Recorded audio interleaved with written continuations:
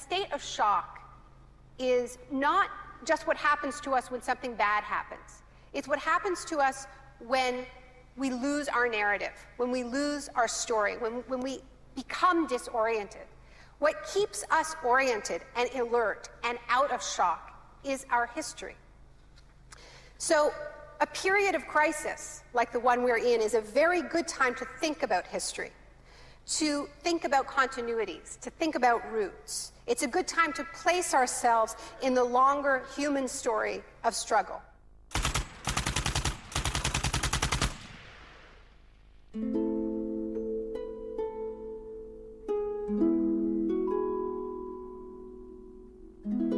The story begins on June the 1st, 1951, when representatives of Western intelligence agencies secretly met with academics at Montreal's Ritz-Carlton Hotel. This meeting contributed to military-funded research into the effects of sensory deprivation at McGill University. Sensory deprivation really is a way of producing extreme monotony. It causes loss of critical capacity. The thinking is less clear. The subject complains that he can't even daydream. And when you have college students that can't daydream, they're in a bad way. I began to think while we were doing our experiments that it's possible that something that involves physical discomfort or even pain might be more tolerable than simply the deprivation conditions that we studied. Hebb decided to stop work on the research. But I had no idea when I suggested that what a vicious weapon, potentially vicious weapon, this could be. These are the days and hours are the occasion. But experiments at McGill continued under the ambitious head of psychiatry, Dr. Ewan Cameron. What he did was much more than what we had done. We did our work strictly with the understanding that the subject could get up and walk out at any point he wished to, and some of them did. Cameron's patients were not so lucky. The Allen Memorial Institute, where he worked, began to resemble a macabre prison, where Cameron performed bizarre experiments on his psychiatric patients. Cameron wanted to de-pattern or wipe clean his patient's mind, so he could rebuild them from a blank slate. Janine Huard was a young mother of 4, suffering from postnatal depression. I used to shiver when they told me about, you're going to get a shock treatment tomorrow. I used to shiver. I was so scared of it.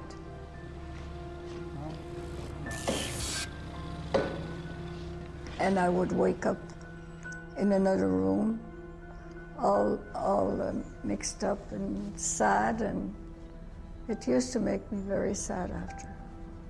You're just like a zombie walking around.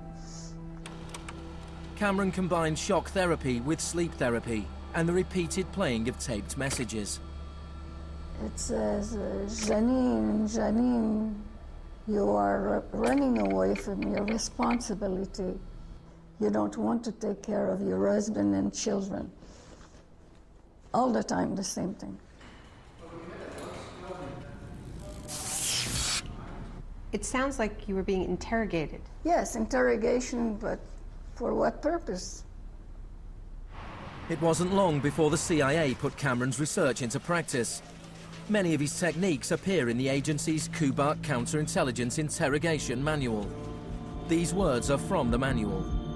It's a fundamental hypothesis of this handbook that these techniques are in essence methods of inducing regression of the personality. There is an interval, which may be extremely brief, of suspended animation, a kind of psychological shock or paralysis. Experienced interrogators recognize this effect when it appears and know that at this moment the source is far more open to suggestion, far likelier to comply than he was just before he experienced the shock.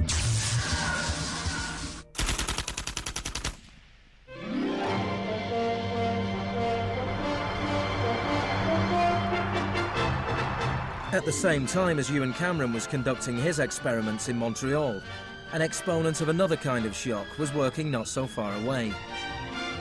Milton Friedman was teaching economics at the University of Chicago. He believed economic shock therapy could encourage societies to accept a purer form of deregulated capitalism. In October 2008, in the midst of the biggest financial crisis since 1929, Naomi Klein went to the University of Chicago to talk about Milton Friedman. When Milton Friedman turned 90, the Bush White House held a birthday party for him. And everyone made speeches, including George Bush. But there was a really good speech that was given by Donald Rumsfeld. My favorite quote in that speech from Rumsfeld is this. He said, "Milton is the embodiment of the truth that ideas have consequences." What I want to argue here is that the economic chaos that we're seeing right now on Wall Street and on Main Street and in Washington stems from many factors, of course, but among them are the ideas of Milton Friedman. The Wall Street crash of 1929 led to the Depression of the 30s.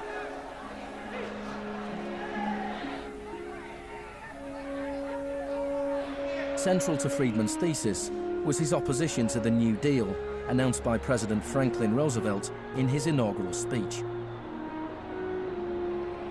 Our greatest primary task is to put people to work.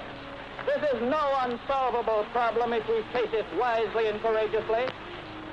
Let me assert my firm belief that the only thing we have to fear is fear itself.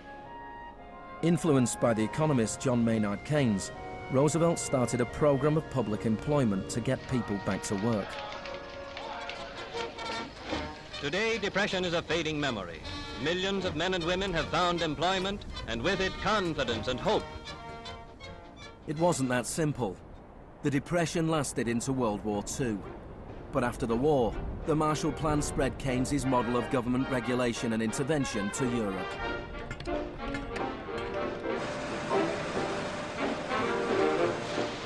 His principles were widely accepted,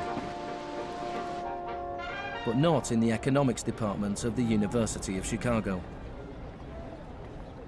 Milton Friedman from this university waged a war against the New Deal. Friedman was a member of a group called the Mont Pelerin Society, led by the Austrian economist Friedrich von Hayek. They believed that if governments stopped providing services and stopped regulating markets, the economy would correct itself.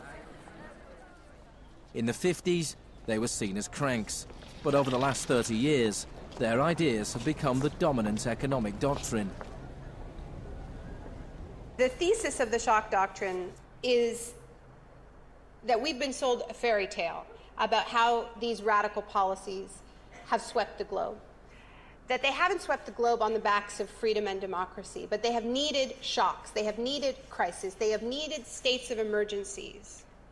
Milton Friedman understood the utility of crisis. Only a crisis, actual or perceived, produces real change. When that crisis occurs, the actions that are taken depend on the ideas that are lying around.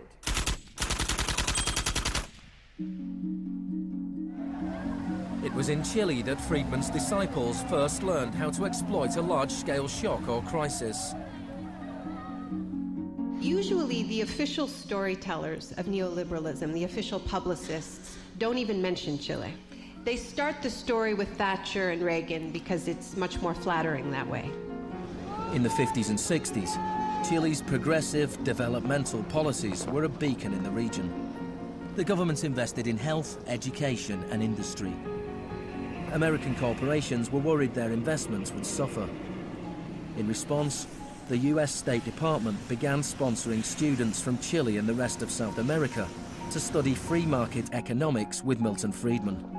The University of Chicago had a joint arrangement with the Catholic University of Chile, under which a great many Chilean students came to the University of Chicago, were trained by us, and received PhDs. These students went back and taught in Chile. The Catholic University Economics Department in Santiago became a little Chicago school. Arnold Harberger, the economist in charge of the program, described himself as a seriously dedicated missionary. In 1970, Salvador Allende's Popular Unity government won the election on a platform of nationalization of large sectors of the economy. Chile's phone company was majority owned by the US corporation ITT. It spearheaded attempts to stop Allende becoming president. It had the support of Richard Nixon in the White House. I was not there, but I can tell you what we now know to be a fact. He ordered the CIA to prevent Allende from assuming the presidency. And indeed, they tried to get me to lean on the Chilean military right after Allende was elected. Despite the efforts of the CIA, Allende was sworn in as president.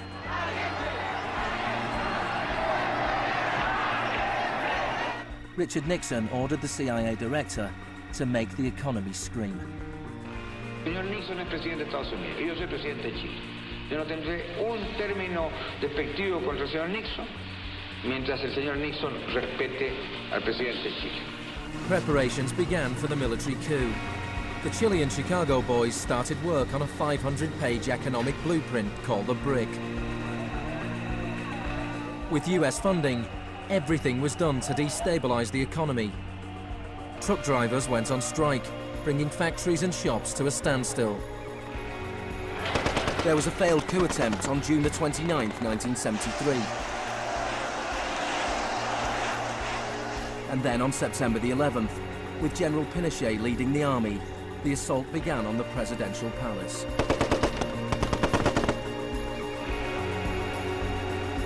Chile had enjoyed 41 years of uninterrupted, peaceful democratic rule. Now it was being violently overthrown. Pinochet and his supporters described the coup as a war. It was certainly designed to look like one. It was a Chilean precursor to shock and awe.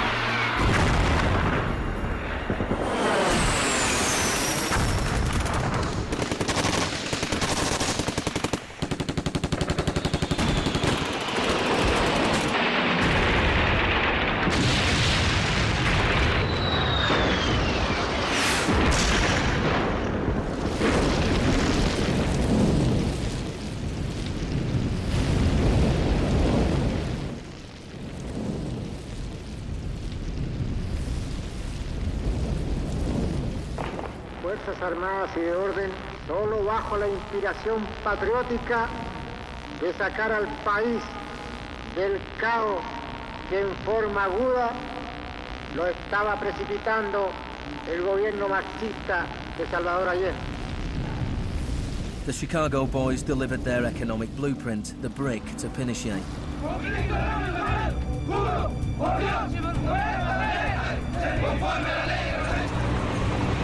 In the days that followed, more than 13,000 opponents were arrested and imprisoned.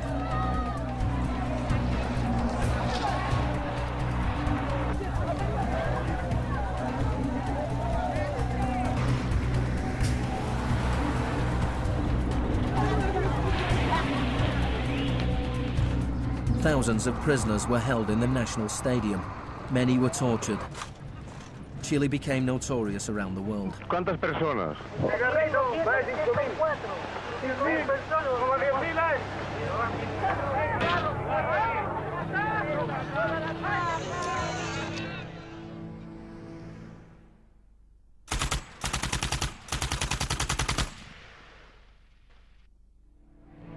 At the beginning of November, 5,000 prisoners were released. The 900 they left behind were transferred to other detention centres.